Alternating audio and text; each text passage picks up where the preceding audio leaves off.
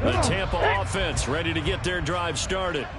So now, Charles, this drive maybe a touch more important, trying to erase the memory of that interception they had the last time out. Yeah, and everyone goes through this because even the best in the game, you're going to have games where it just doesn't go right for you, and interceptions result. So, frankly, to me, it's all about how you respond, not just the types of plays that you call, but how you carry yourself, how you show your team that you're still with it, and how you continue to lead.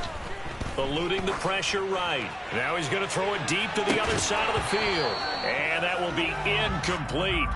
Tried to dial up the long one way out there, but it'll be third down. Well, defensively, they haven't let him just sit in the pocket and get comfortable, and that's opposite a lot of game plans in today's NFL. Ordinarily, you're trying to keep the quarterback hemmed in. In this case, they brought the heat, and if he flushes out, they're fine with that, and they force another incompletion. And for the fourth time tonight, it's an interception. Picked off by Kelvin Joseph.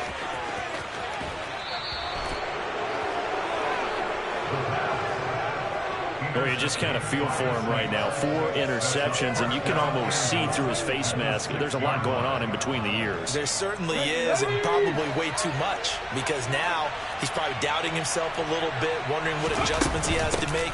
But here's what he needs to do.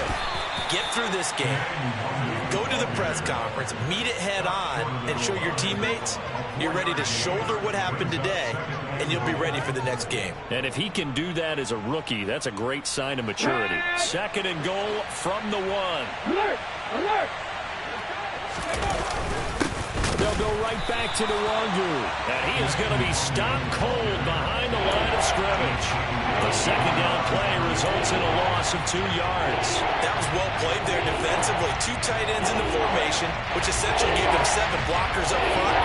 Hard to imagine all that size and beef that they could let a tackler through. But that's exactly what happened. A loss resulted. 1 quarter remains until the NFC crowns its champion.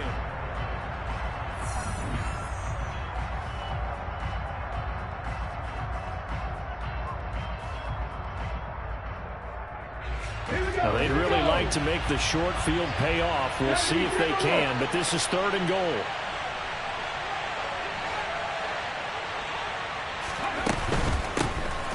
Up the middle, Nwangu.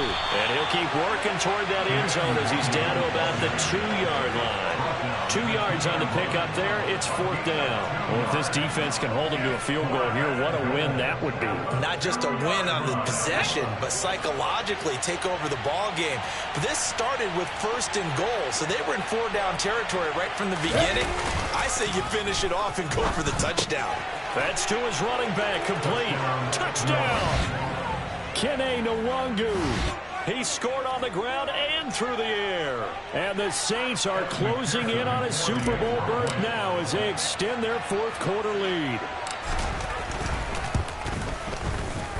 Extra point by McPherson, up and good. And the lead now to 3 touchdowns at 21. Set now to kick this one away, and off it goes. From a yard or 2 deep, here comes a return.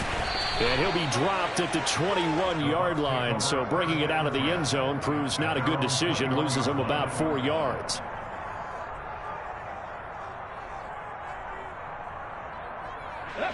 The Bucs offense set to begin their next possession. And their dream of a Super Bowl berth so close 3 quarters ago, but obviously starting to slip away if it hasn't already. They need points here and in a hurry. An ideal beginning of the drive there as they'll get 20 and a 1st down.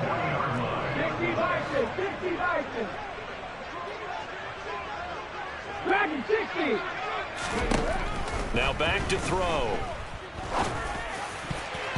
And nowhere to fit that football in. It's knocked away and incomplete. Well, he's smart enough to avoid the taunting rule, but I'll guarantee he quietly has told them, you might want to stop coming after me downfield because I just broke up another pass and took away a big shot that you were trying to succeed with. Now this throw caught left side. And this is going to be another first down as the tackle's made at the Saints 36. 23 yards the pickup there. So signs of life in what's been a dormant offense in this second half. Here's 1st and 10. Again, he'll drop to throw. And he just gets rid of it. Throws it away. A wise move there. Looked like nobody open. Now 2nd down. They'll try again from the 36 on 2nd and 10. Back to throw again. And the Saints pressure gets him.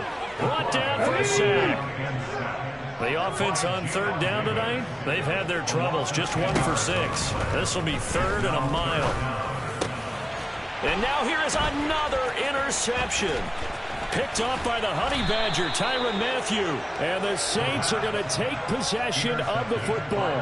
And you have to wonder, Charles, a game like this, 5 interceptions, what does this do to the psyche of a young quarterback? Well, based on the fact that he's still out there and he threw a 5th interception, I'm wondering if his head coach believes that he's really strong mentally and wants him to play through it. Because otherwise, you need to get him out and fight another day, because this could leave lasting damage if he keeps throwing interceptions.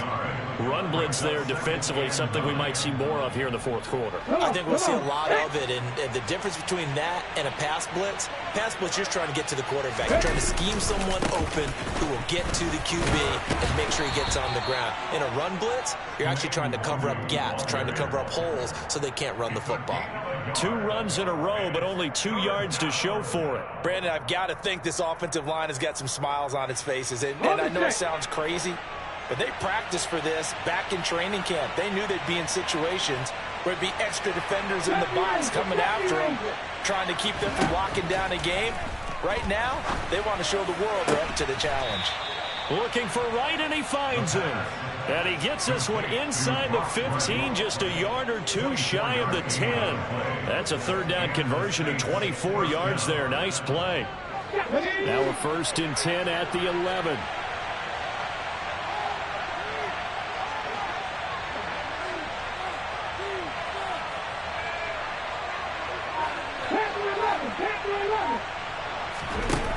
They're going to look to throw.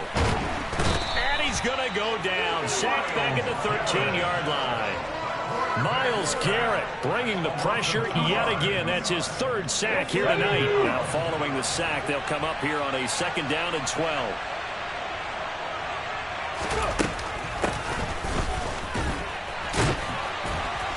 And he'll fight his way down right around the 12. The 2nd down play, not much better than the first. Just a gain of 1 there. And the box with an extra defender in the secondary now on 3rd down.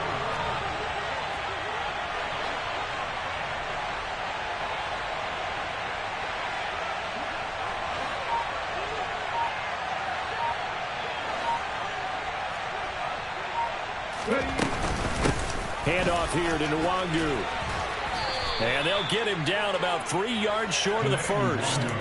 7 yards on the carry there, but now they're staring at 4th down. So where'd all that running room that he had in the first half go? Because it looks like it's drying up a little bit here. Someone made some adjustments, it appears, at least on this drive.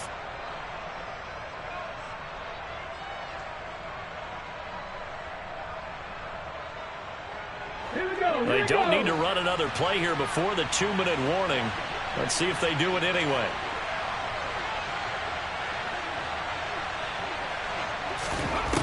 They'll look to throw. And they hit him as he throws, as this one's going to go straight down to the turf. Incomplete. The Saints' decision to go for it backfires. And it'll be a turnover on downs. The Tampa offense ready to get their drive started.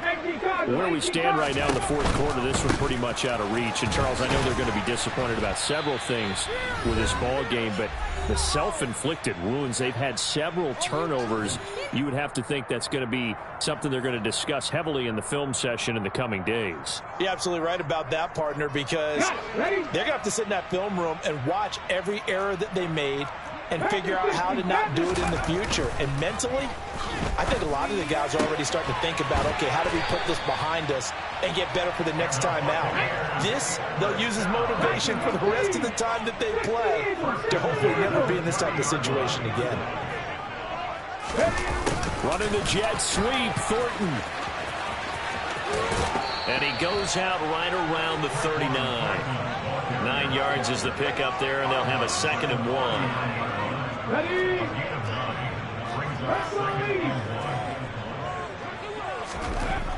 They'll drop to throw. He finds Wilson. And he'll be out of bounds just shy of the 40. The Bucs passing game looking good on this drive. It's a first down. A 3-score game here late. You can probably rule out the comeback, but certainly some kind of a moral victory to be had if they can get a few more points to close things out. And to that end, a nice pass play there to push things downfield. Yeah, and we know in this league, a loss is a loss, and no one wants anything to count as a moral victory or, boy, something that feels a little bit cheap. But if they trim that lead down to just 2 scores, that's still a benefit to this squad. Now he dumps this off over the middle, and he'll be marked down right at the 20-yard line. They'll stick with the passing game as he looks to throw. Under pressure, and he'll go down. Sacked back at the 31. Now the Bucs going to use the first of their timeouts as they stop it here with just under 40 seconds to go in the game.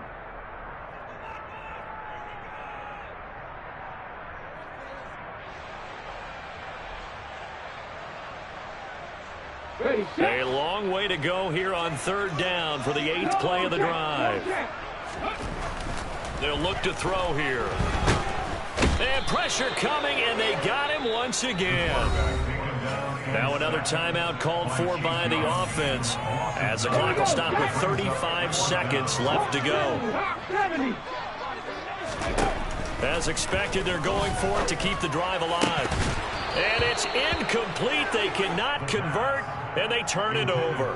They had to go for it with such little time remaining, and that may do it for this NFC title game.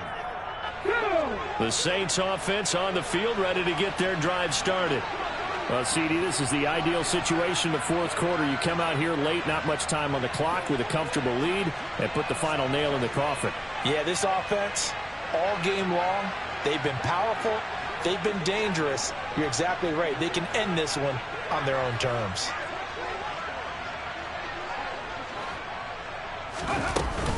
First play's a run with Nwangu. And he is going to lose yardage here. A loss of a full 3 yards, and now it's 2nd down. Charles, why didn't they just take the knee there? You're asking the question that I'm asking as well, because we've seen a lot of football where coaches decide maybe they get a little greedy. I don't know if they're doing it for stats or for what reason. We've seen it happen in college, and how about in the NFL? The miracle of the Meadowlands. All they had to do was take a knee, and the game was over. The Giants. And he's going to be intercepted for the 3rd time thus far. Picked off by Trayvon Merrick. And the Bucs come up with a late turnover, but it will probably only matter to the statisticians as this ball game is now officially over. And for all these guys, whether you're a rookie, a 10-year veteran, there's no feeling like this NFC champs. And you feel like family.